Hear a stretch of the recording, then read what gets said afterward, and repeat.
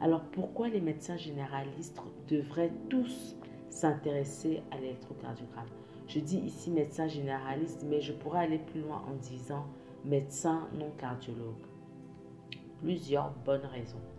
D'abord, les indications sont nombreuses. L'électrocardiogramme est l'un des examens les plus prescrits et ces indications font l'objet de motifs de consultation très fréquents d'une manière générale en médecine. L'équipement pour avoir un électrocardiographe est très accessible. D'accord? Il ne s'agit pas ici d'avoir un scanner ou GNRM, ça n'a pas du tout le même coût. Et c'est un équipement qui est très souvent disponible dans la plupart de nos formations sanitaires. Parfois, il est mal utilisé parce que justement, les professionnels de la santé n'en ont pas les compétences. Et pourtant, c'est un apprentissage très facile, que ce soit dans la réalisation, que ce soit dans l'interprétation, vous verrez.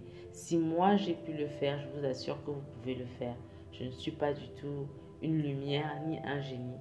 Je me souviens que quand j'étais en quatrième année de médecine, en fait, quand j'étais en quatrième année de médecine, plusieurs modules étaient proposés, plusieurs modules facultatifs notamment, dont le module ECG.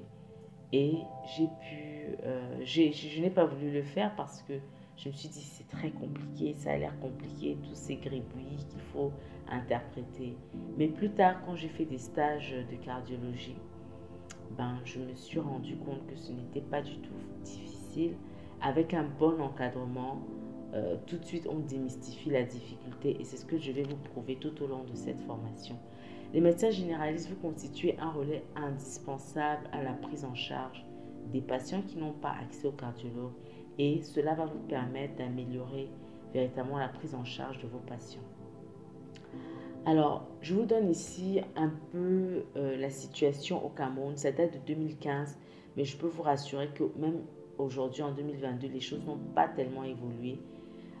Il y a près de 25 millions d'habitants au Cameroun et seulement environ 100 cardiologues. D'accord? Et les médecins généralistes sont à peu près 3000 au Cameroun, un peu plus de 3000 aujourd'hui. Donc, les cardiologues sont inégalement répartis. Il y en a 100, mais ils sont surtout dans les grandes villes. Ce qui fait que les banlieues même de ces grandes villes ou encore les petites villes et les zones reculées sont carrément dépourvues de spécialistes en médecine cardiovasculaire. De ce fait, les médecins généralistes étant